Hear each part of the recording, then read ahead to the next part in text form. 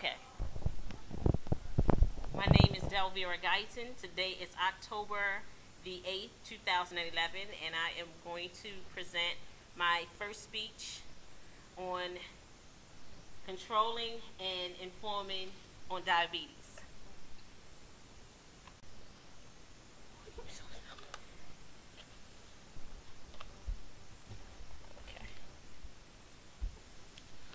Okay. I know that all of you know someone that has diabetes, but you just don't, some of you don't know the cause, what they did that had them concerned about it. So that's what I'm here to do. I'm going to inform you what they went through. Do you know the types of diabetes? Do you know the effects diabetes has on your life? And what you should do if your body tells you that you might be experiencing diabetes. Many of us really don't know the signs of many of us really don't know what diabetes is or how to control it. But it can be prevented as well as it can be controlled. So I want to inform you what it is, what the signs and the symptoms are, and what you can do to not only prevent it but to keep it under control once you have been diagnosed with having it. According to the Center for Disease Control and Prevention, diabetes is ranked number 7 in the cause of death in the United States. Diabetes can cause not only heart disease, but blindness, amputation, kidney failure, and damage to the nerves that help the stomach empty and move food through the digestive tract. Now, we know what it can do. Now, what exactly is diabetes?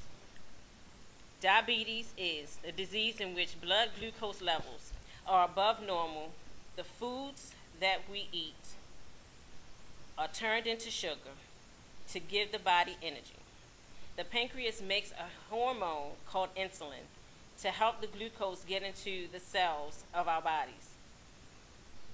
With diabetes, the body cannot make enough insulin on its own and causes the sugar to build up in the blood. Diabetes can go undetected and the symptoms ignored when you don't know what to look for. There are 4 types of diabetes. There's type 1, type 2, gestational, and pre-diabetes.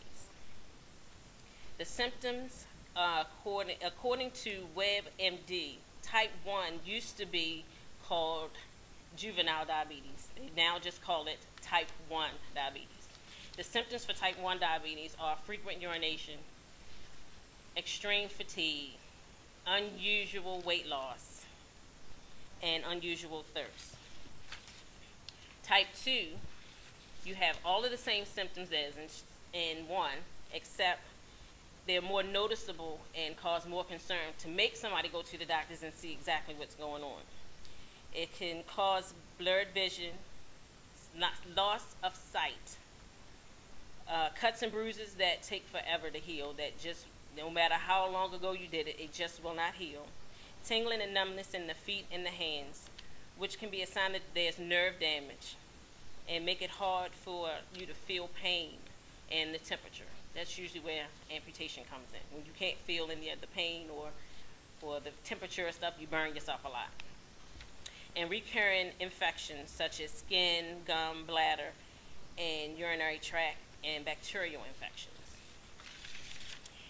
Pre-diabetes and insulin resistance is where the glucose levels are higher than normal, but not high enough to indicate that you have diabetes. Gestational diabetes occurs when the increased levels of certain hormones made in the placenta help shift nutrients from the mother to the developing fetus. Now, we know what it is, we know the signs, what to look for. Now let's see what we can do to prevent it or to get some control over it once we have been determined to have it. According to the Mayo Clinic, physical activity is really the best prevention for it, as well as eating healthy. But the most effective exercise is a fitness program that includes aerobics and resistance training.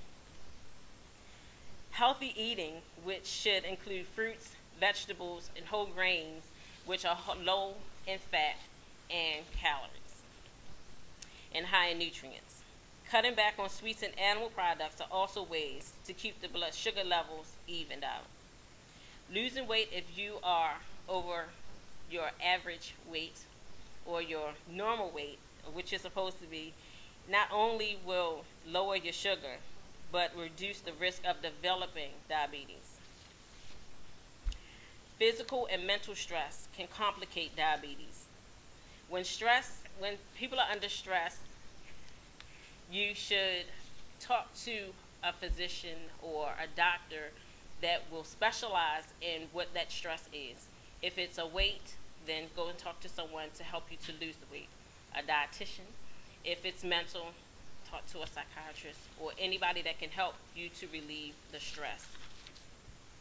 The most important part of diabetes, once diagnosed, is taking the medications and to check your sugar levels with a glucometer. Seeing a doctor regularly. Because the worst thing that you want to not get into is being put on an insulin pump. Insulin pump is a lot of work. It's very painful. It's a lot of work. Okay, now, we know now what diabetes is, what we can do, what we can do to control it, prevent it. Now it's up to you if you think you have these symptoms to do something about it. So hopefully you all have been enlightened and are listening to your bodies and listening to those warning signs so it doesn't get any worse. Thank you for listening and coming out and listening to me tonight.